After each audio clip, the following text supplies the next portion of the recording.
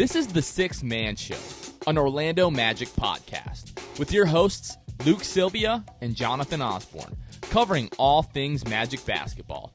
By fans, for fans. Go Magic.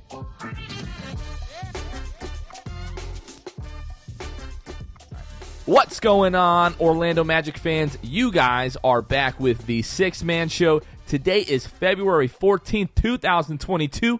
Luke, it's the day of love, baby. Happy Valentine's Day, Luke. Did you? I hope you took care of the wife.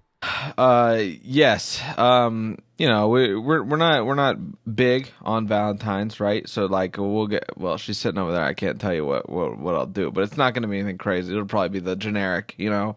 But girl loves chocolate. What can I say? So I mean, who doesn't? There'll be some of that involved. But yeah. So what you guys doing? Any date night stuff? Yeah. So we got this little Italian spot in the town that we live in, Tasso Italiano. It's a lesser known place in the area, but very, very good. The service is always great. You know, nice setting, pretty romantic. The food's always excellent. The portions are always great. And John Bon Jovi actually was at Tasso Italiano a few months ago. So if it's good enough for him, it's good enough for me. So we go there every year for Valentine's Day. So that we will be continuing that tradition this year. Looking forward to it. Carmen's pretty much just give me chocolate. She always wants like a card with like a nice handwritten message. If I don't do that, then I might as well not have done anything at all. Sleeping on the couch. So enough about our wives, Luke. The Super Bowl is tonight. We're recording this early on Sunday. Usually we record this Sunday nights, but we want to sit and watch the frickin' Super Bowl tonight, like Americans do. Right. You guys will already know the results, so this is all. Yeah. This is just for Jonathan and I to discuss. Joe Shiesty. Are you? You said you're on record here saying that you're rooting for the Bengals, right? I'm rooting You won't for the be Bengals. mad if the Rams win. I won't be mad. But I'm you'd glad like to see the Bengals. I'm very happy that both of these teams got to the Super Bowl. I think Matt Stafford definitely deserves it. Joe Burrow, if he doesn't win it this year, he's got probably another 12, 15 years, whatever it is. No line, and we'll definitely see him back. Oh yeah, 100%. Otherwise, they kind of he'll get banged up too much before he gets so many tries. They need to get some O-line in there. That being said, I would still like to see Joe Burrow pull it out. I just like Joe Burrow. He's just a fun guy. Hey, listen, sacked 9 times against the Titans, and they still pulled it off. I think he could get sacked north of 12 times. Dude, so we'll beat Patrick see. Mahomes' brother and wife or whatever baby mama, whatever is going on there. That's all. Joe Burrow's national hero. Dude, the one clip that is just like, I don't know. She doesn't bother me that much. Jackson Mahomes is kind of annoying. But the one where she's screaming into the camera, how do you like this now? Like, that one is just so obnoxious. It's like, you don't deserve anything good in life. But she does, of course. I'm sure she's a fine person, but I'm not. Just a little bit annoying. I think she's a little annoying. Jackson Mahomes, everyone that you talk to knows who Jackson Mahomes is. And the funniest part about it all, though, Jonathan, is that I think, I don't know why I'm invested in this, but I am. On TikTok, there are so many people with 1 million plus followers, right? They've reached it. They've eclipsed it. There are so many people on that app. It is so easy if you are a famous person to hit 1 million followers. Jackson Mahomes, I think, just hit 1 million. He was sitting at like 700K, but everybody knows who he is. So that tells you how unlikable this kid is. The man's twerking all over the field. I don't want to see any of that. So I'm so glad that I don't have to see that. There's a video out there that not many people have seen of my guy doing the Savage dance. I don't want to throw any names out there. You don't know. They don't know. I know. You and I know. Listen, don't worry. No one else is going to see Jackson that. Mahomes wishes. All right, he wishes. He wishes he could dance like me. Oh my gosh, bro. Yeah. My wife had no idea who he was. I pulled up his TikTok. And she's like, just turn that off. Yeah. She's like, I can't watch that. It's pretty bad. TikTok at one point had just a reputation of purely cringeworthy videos. And now it's like, I think much more well-rounded, and there is a lot of interesting stuff on TikTok and a lot of funny stuff on there now. But he is still like the undisputed king of cringe on TikTok, I think. He sucks. Yeah. Maybe he's a good person. I really don't know. He sucks. Like, I doubt it. Yeah, I doubt it. All right, folks, let's talk some Orlando Magic basketball. Speaking of Orlando Magic basketball, again, with the Bengals shout-out, Dan Savage. Hope you're having a great Monday. Hope they won it for you last night. We've called first dibs of getting Dan Savage on the podcast. I already DM'd him, and I said, hey, we called first dibs.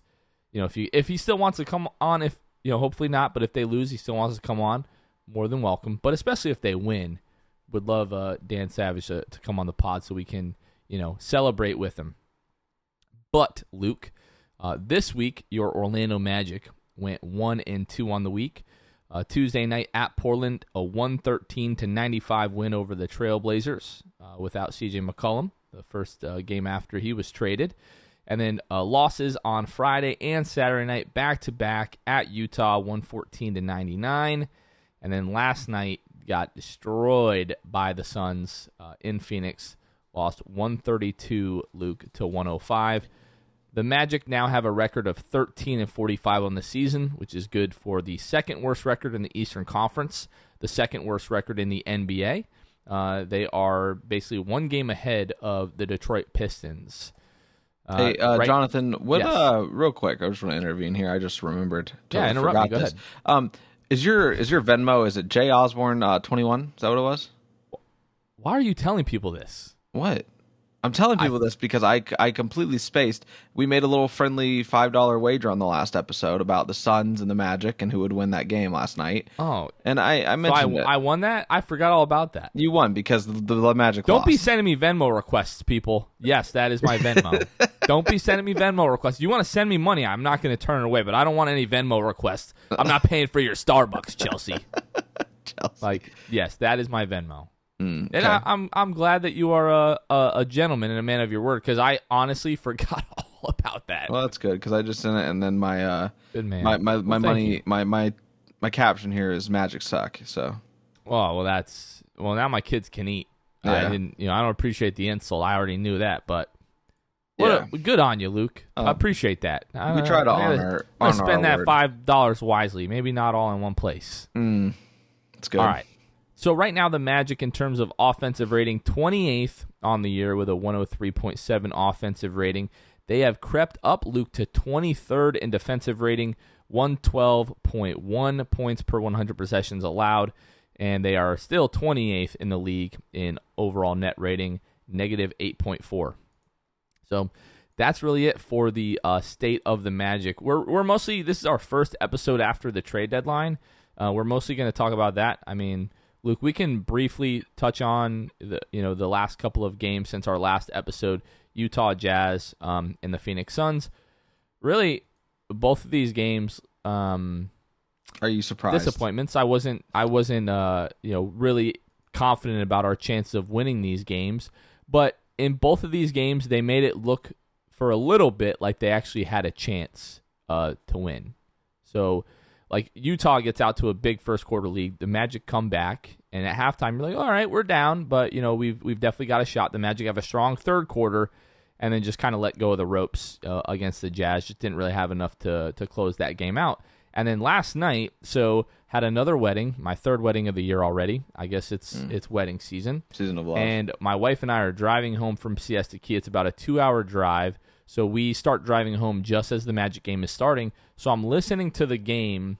I have my phone playing the game. My wife's watching, and I'm listening. And I keep asking, like, oh, what's the score? Because I'm trying to pay attention to the road like a safe driver should. Where do you work? State Farm? Allstate. Allstate. You're in good Farm. hands with me driving. Yeah. Allstate? Yeah, I forgot all about that. I'm trying to, my wife is, pregnant, want her to feel like she's in good hands, driving, even though I have Esurance. No offense, Luke. Sister company. It's okay. Oh, okay. Yeah. It's like the online Allstate. It's the perfect. Yeah. Kind of. Yep. Sort of Allstate. Wonderful. But yeah, so I'm like, oh, what's the score? And she's like, oh, it was like 25-28 or whatever. And then I asked, like, 10 minutes later, and she's like, oh, yeah, the Magic are down by 17. I'm like, what the hell happened? So I watched most of the second half of this game, but by the time I was able to get home, park the car, and everything like that, this game was like really already out of hand. Like, the second half got very ugly for the Magic really quickly. Like, the Phoenix, basically up by 20-30 most of the second half. yeah, Luke, these you kind of go into these games. Utah, one of the best teams in the Western Conference. Phoenix has been the best team in the NBA this year. And you're like, yeah, we're probably going to lose pretty handily to these teams, but it doesn't make it any easier in the moment when you're getting blown out and you're forcing yourself to sit there and watch these games. Well, I wanted to talk real quick to make kind of a note about the Magic. So the Magic put out an article today. I believe it was Josh Cohen of the Magic put out an article, basically some interesting facts since January 1st, Jonathan. This fact kind of goes against what happened last night fully, but it is something worth noting, and it's something that I brought up about like the points in the paint the Magic are seemingly putting up more and more every night, it seems. So this bullet point in the article says, the Magic are making it a concerted effort to attack the basket, averaging 22.5 field goal attempts on drives since January 1st, which is the 6th most in the league. Great stat. Kind of fully backs up what the train I've been riding about the Magic just seemingly getting better about scoring in the paint, making a more of a concerted effort, as he put it, to be, in the paint, draw contact, get to the line, score a bucket, whatever it might be. Last night, Jonathan, the Magic put up just 36 points in the paint, while the Suns had 68 points in the paint. That's not good. You're not gonna win the game when you very high level analysis, Luke. Yes, you're not going to win the game when the opponent shoots 8% better from three on the same amount of essentially you shoot the ball 7 more times. The Magic shoot 15 of 41 from three. The Suns shoot 15 of 34, shoot 44% from the 3-point line to the Magic's 36. You're not going to win that game if the other team also basically doubles you up in the paint, ultimately leading to that terrible loss there. It was a really painful game to watch, especially that second half. Yeah, I don't want to take too much from this game. They're just like better. The Magic are one of the worst teams in the league. Noted. I don't feel like we need to spend a lot of time harping on that. And the Suns are one of the, if not the best team in the league right now. They are. Mm-hmm. And we are well aware of the Magic problems. Like again, turnovers, big deal in this game. 15 for the Magic to Phoenix's 7. We know rebounding is an issue for this team. Magic again, not crazy, but getting out rebounded 52-44. And we know the defense is getting better. But with that being said, like you said, what was it, 68 points in the paint? Just unacceptable. And it shows in the field goal percentage. 52% from the floor for the Phoenix Suns, and you alluded to 44% from the three-point line. Defense wasn't good enough tonight. The Magic didn't take care of the ball well enough tonight. They didn't rebound well enough. They didn't shoot the ball well enough. And that is just a perfect formula to get blown out by a legitimate title contender. You had one true bright spot on both ends of the floor last night, Jonathan, and that was Jalen Suggs. J Money. First double-double of his career, I believe is what they put out last night. Yep. When he had 20 and 10. I couldn't remember if there was another mark. What's the most he's had in a game? I think that was his his first point. time reaching double-digit assists. Double-digit. That's what it was. Yep, it was 10 assists. I can pull it up. I remember reading that, but I wanted to point out the Magic lose this game by, what was it, 27? Does that sound right? Yes. Sounds about right. It was his first game. He's had a couple of 8 assists, 9 assists. This was his first 10 assist game. He had a -5 plus or minus last night. When you lose by 27, that's pretty good. To give you an idea, Franz -12, Dell -11, Bamba -15.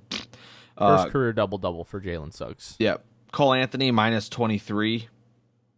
Cole seemed to have his rhythm offensively, but we know the drill when it comes to Cole defensively. It's not all butterflies and rainbows with him. The other teams know the drill, unfortunately. Yeah. And they know that is where you want to attack the Magic's offense. Like, I think you had a tweet in that Josh Cohen article talking about, how good the defensive rating has been for that unit. Right. And I mean, I think it speaks a lot to Franz is a good team defender. I don't want to say he's like this amazing on-ball defender yet. I think he can get there. Obviously, Wendell, Jalen Suggs are the two guys that are really carrying the load defensively for this team and for that unit. Mo obviously can help, chase down blocks from time to time, but everyone knows right now that Cole Anthony is the, kind of the weak spot in that defense, which is just like, ooh, I would love to see what a Markelle in that lineup, kind of looks like. Or if you're just going to go like throw Suggs at the point guard and, swap out Cole for like J.I. and you have a lineup of like Suggs, Carter Jr., Bamba, Wagner, and Jonathan Isaac. Right. And see what that looks like. And we're going to talk about this in a moment, Michael Carter-Williams being waived, but part of me this season wanted to see Michael Carter-Williams in one of these lineups because like that's just like it's just that's like a shackle lineup. Like teams are 100% not scoring. And then I think Josh also mentioned in that article that opponents against Jalen Suggs are shooting 40%. Yeah. And on average, 5% lower than their normal field goal percentage. So I've been saying this all year. Like Jalen Suggs has objectively been the best defender for the Magic, and I feel like I don't know. I was like, am I biased in saying that? But it's just more confirmation to me that like it's the eye test. Yes, I love Jalen Suggs. I love his potential as a defender, and like that stats like that by Josh Cohen. Just kind of it's confirmation bias, but that's totally fine. But I think it's evidence. I don't think it's just bias. I think it's evidence that he like legitimately right now is our best defender. Super excited to see if we ever get to see Jonathan Isaac and or Markelle Fultz again. Be really great to see all those guys together. Did you take a glimpse at the first bullet point of that article when if I were to ask you who's been the best Orlando Magic scorer since January 1st? I believe it was Wendell, wasn't it? It was. 16.2 points on 52.9% overall shooting, and also the best rebounder on the Magic since January 1st in the 15 games that he's been back, averaging 10.3 rebounds. He's been the best rebounder all year. Like we could just that's all you got to say. It's like Wendell's just by far in a way the best rebounder on this team.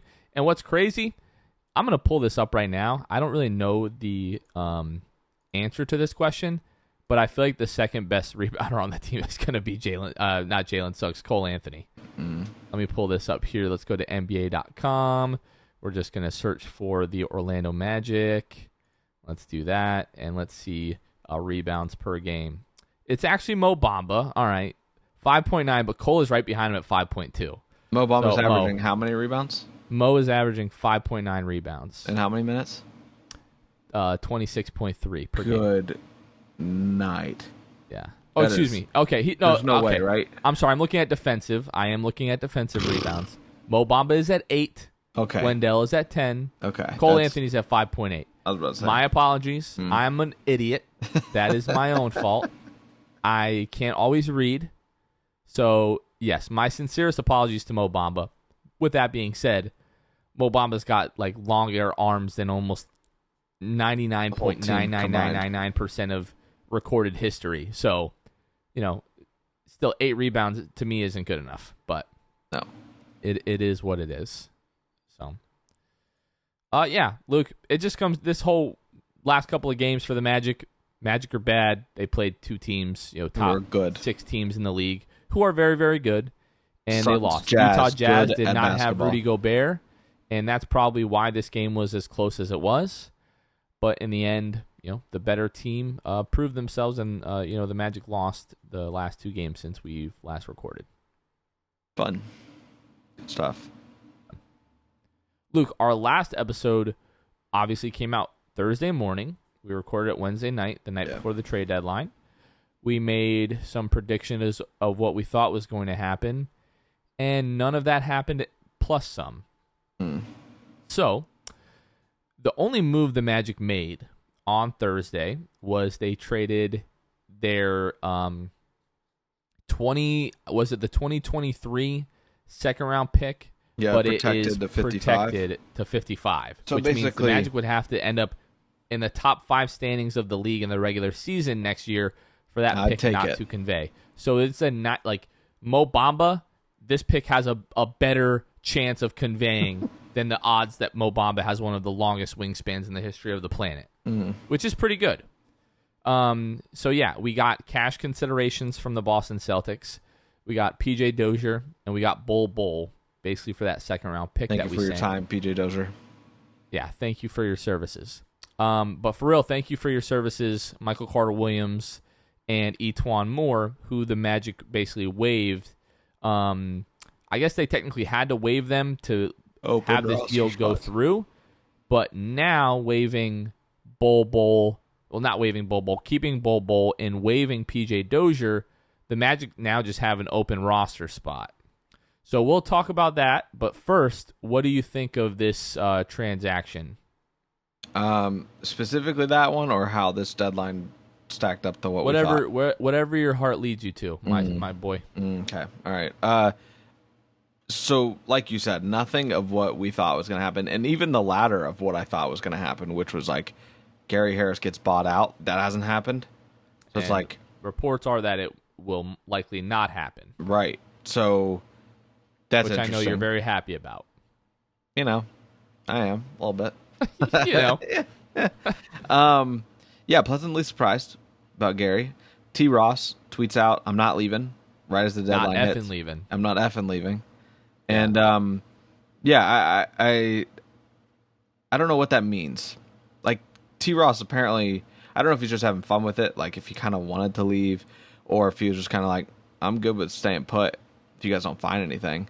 And makes me wonder what that means for him next year. Like, does he get traded on draft night still? I think you gotta. Right. Well, I thought you should have traded him the other day if you're gonna trade him eventually anyway. But all right. Let's pause right here. The argument for not trading Terrence Ross is if the offer was 2 second-round picks, you can get that on draft night. Yeah. Like his value is not going to go down between now and the draft. Well, not if they're offering you seconds. Well, now, if they offered you a first, if they offered a first, the deal got done. You had to have gotten it done. Yeah, they were offered. And the Lakers, go cry me a river. By the way, yeah, honestly, you guys were working on a little deal for Terrence, but you couldn't throw down the pick, which is hilarious. Like, you guys would benefit from somebody coming off screens and shooting the 3-ball, despite it being like, if it's not his worst career year from 3, whatever. But you wouldn't give up what old Weltham wanted. So, it's what it is. Sorry, Pelinka. Yep. You ain't fleecing the fleecer. 100%. So yeah, but carry on. I just wanted to address that. Terrence Ross. Other than that, man, I'm not getting hot and bothered about Bol. All right, I'm just not. Yeah, I'm not. He averages like 2 points a game. So some people are like, it was worth a flyer. I was like, yeah. Ultimately, this cost the Magic nothing.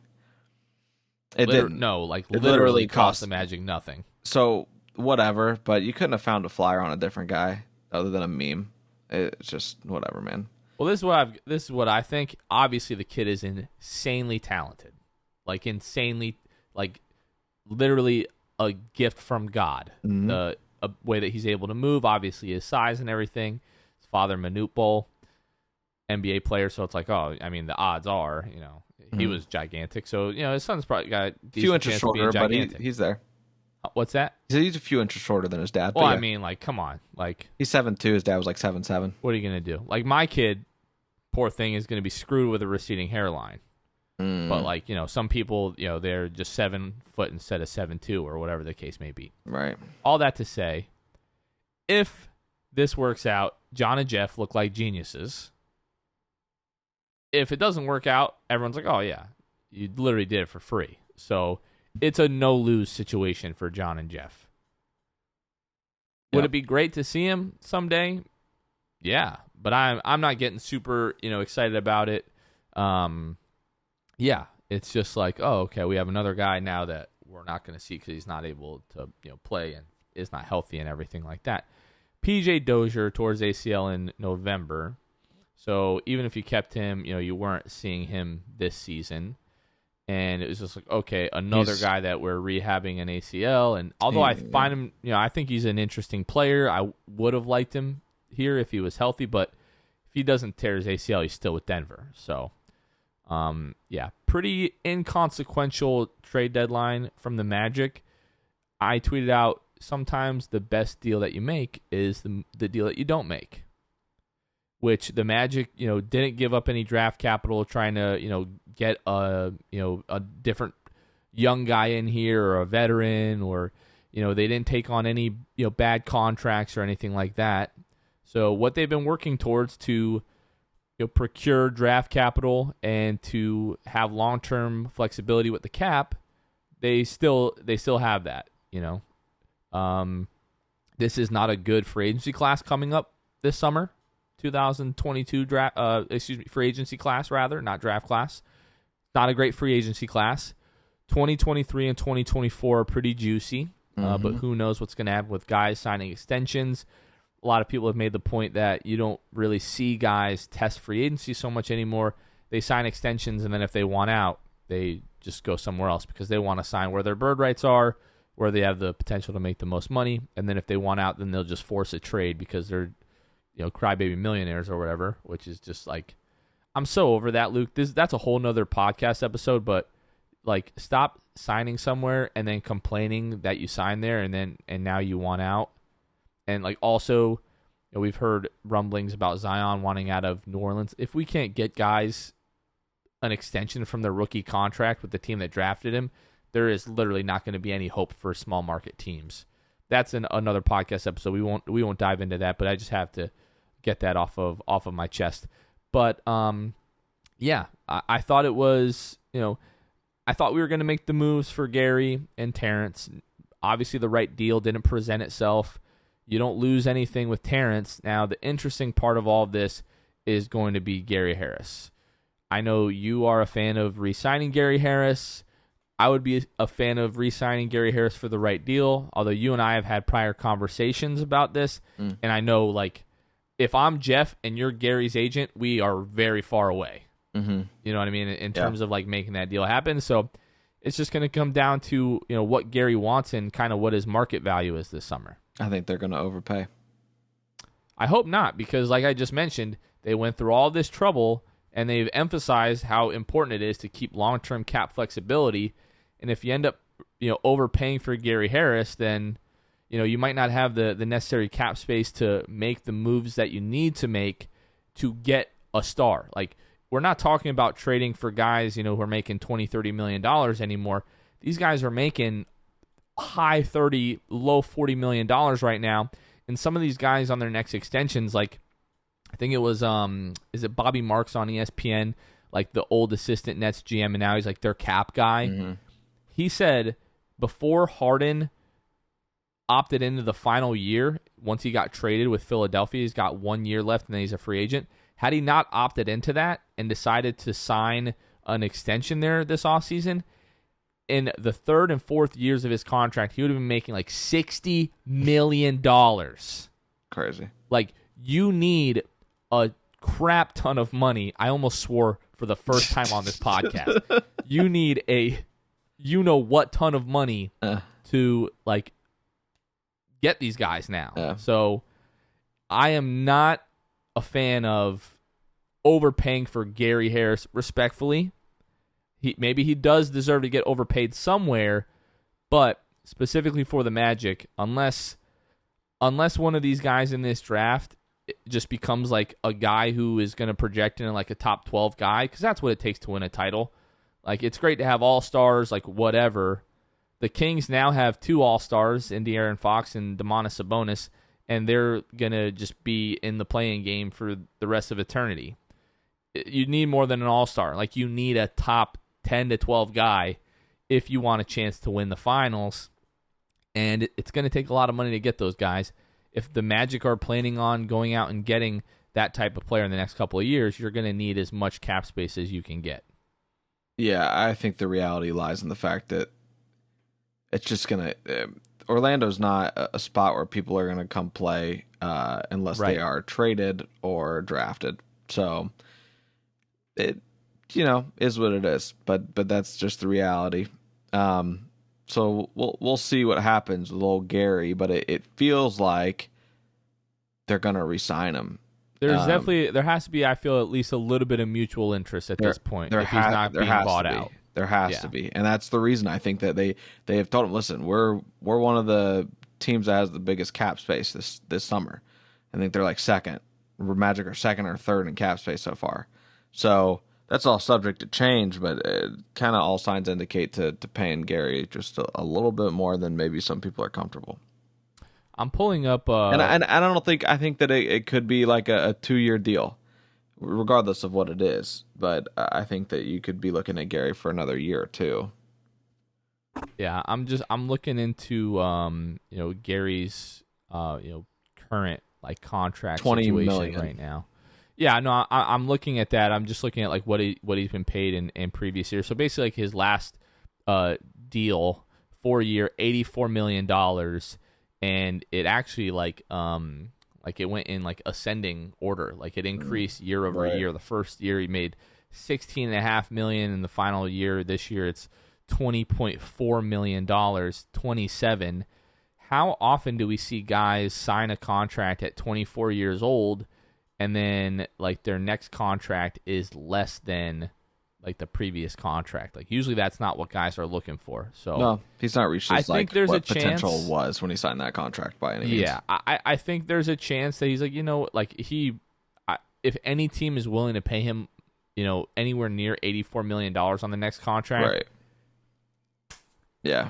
I'm dapping myself up right now. Godspeed to you, Gary Harris. Yeah. Like and buy your agent something nice. I don't know what his contract will look like, Jonathan. But I would do 2 for 32 for Gary. Just a 2-year deal, 16 a year. These salaries are only getting more, as you said. Like I really don't think that's terrible for where we're headed in terms of the future of cap space. It's increasing year over year, basically. So I think that's something that you could see happen. I mean, 16 mil. What did you say? A lot of money. You said it was what his current one's like 4 for 84. You said. Yeah, 4 for 84. I mean, $16 million right now would put him in the same category as DeJounte Murray, Kevin Huerter, Lauri Markkanen. I mean, we paid Jonathan Isaac $17.4 million. Derek White makes $17.5. If you go down the list a little bit more, you've got like Davis Bertans at 15, Malik Beasley at 15, Luke Kennard at 14. I mean, I don't know. I just feel like 28-year-old Gary Harris. I mean, we paid Terrence Ross 4 years, $54 million at 28 years old. So that was like annual value of 13.5. I know that decreased year over year. Do you think this team values Gary Harris as much as the Magic valued Terrence Ross in the summer of 2019? Because I don't think they do. Well, I could be wrong, but I don't think they do. Well, full transparency, I have no clue. I mean, clearly they value him. All right, full transparency, I have no clue. Yeah. So guys, you guys can just turn off the podcast. We don't know anything. We don't know what we're talking about. We don't know. We're just spitballing here. Right? I'm throwing things at the wall. No, but in all seriousness, I have no idea. And like I said, the NBA has increasing cap space. It seems like every summer. This is my thing. We saw a huge increase in the summer of 2016. Ended up with Evan Fournier getting paid like near $100 million with a 5th-year player option, and we paid Bismack Biyombo $80 million. So you didn't have to remind me of that. Well, I hope the next time we see a spike like that, everyone remembers what happened that summer. Well, to be fair, 2 years at $32 million for Gary Harris is not equivalent to Evan Fournier's ridiculous. No, it's definitely not. And Bismack. I just think it could be. There's a reason he is still here. I'm not saying that it's great, but I'm not going to be putting my fist up to the sky and cursing them for signing Gary to $16 million a year. Not at all. Now, if we got to $20 million, then forget about it.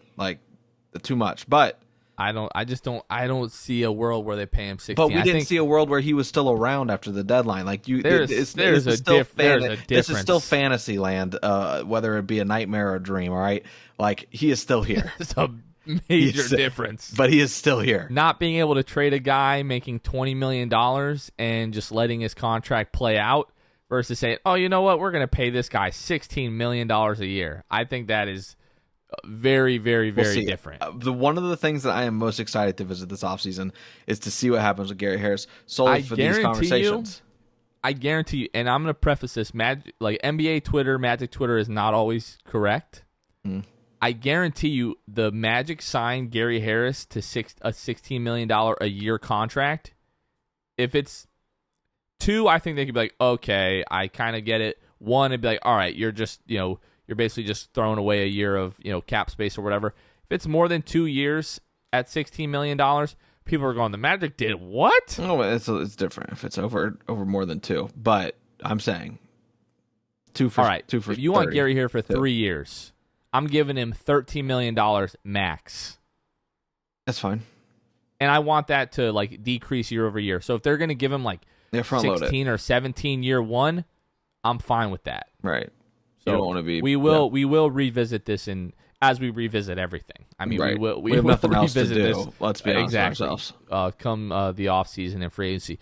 Luke, one last thing I wanted to ask you before we jump off here. So I was on the Locked On Magic like extravaganza that we did with a bunch of the other Magic podcasts this week, and there was a question asked kind of towards the end, which I wanted to prompt to you. What does success look like to you for the Magic in 2023? Next season. What do you think the Magic need to do next season? Like, where do they need to end? Starting now. We can talk. You can go draft, free agency, next regular season. I think that, I don't. So as far as like draft goes, you're hoping that this team gets a top 5 pick, right? You hope this team gets a top 5 pick. We've already top 3 is what Jonathan is signaling right now. He wants a top 3, but like for the sake of my hopes, I'm going to say top 5. And my dreams being crushed. So, yeah, I think that as far as like going into next season, I'd like to see this team make the play-in. I think this is baby steps. I think that going into next season, I don't want to be like we're in a heavy rebuild still. Like I don't want to look at the roster and be like, man, this is a jack up roster. Like I want it to be, polished. I want Wilhelm to like put their money where their mouth is. I want them to bring back the guys who they think are going to help them win, let go of the guys who are not going to contribute to long-term success. And so I think that I would say play-in realm would be great. The Magic could be like a 9 seed, 8 seed would be awesome. The East is just so competitive now. I feel like the league is like very well-rounded. So I'm not sure really what to expect with this team, but I think next year if I could just see us make the play-in and not have to worry about being the worst team in the league again record-wise, that would be fantastic. And you got to stay healthy. That's also big part of success. I think whatever happens in the draft, whatever happens in free agency, I think what the Magic need to be doing in 2023 is you need to prove to the guys that are, either getting ready to sign extensions elsewhere or getting ready to enter into free agency that the Magic are a legitimate up-and-coming young team, a team that you can make the case is missing 1 or 2 pieces. Because, the last time the Magic signed a major free agent was Rashard Lewis in the summer of 2008. Yep. So if the Magic are ever going to be attractive in terms of a free agent destination, guys obviously look at the city that they're in, but they also look at the situation in terms of being able to win, right? Yeah. Like Chris Paul signed in Phoenix rather, because he looked at the roster and said, I can bring this team to the playoffs and we can actually make a deep run. Now, you could argue Phoenix might be a better free agent destination than Orlando. I think that is a legitimate argument to be had, but I feel like 2023, you need to be taken serious enough by the league and guys around the league so that when free agency comes, or if you have a star that gets disgruntled in the next, 24 months or whatever, like, looking at the trade deadline, 2 years from now, the Magic need to be able to say, hey, if, we make a trade for you, like, we want you to re-sign because you are the piece that could help us, go deep into the playoffs and potentially like have a title run. Yeah. Like you alluded to, this time next year, we don't want to be talking about being in a heavy rebuild.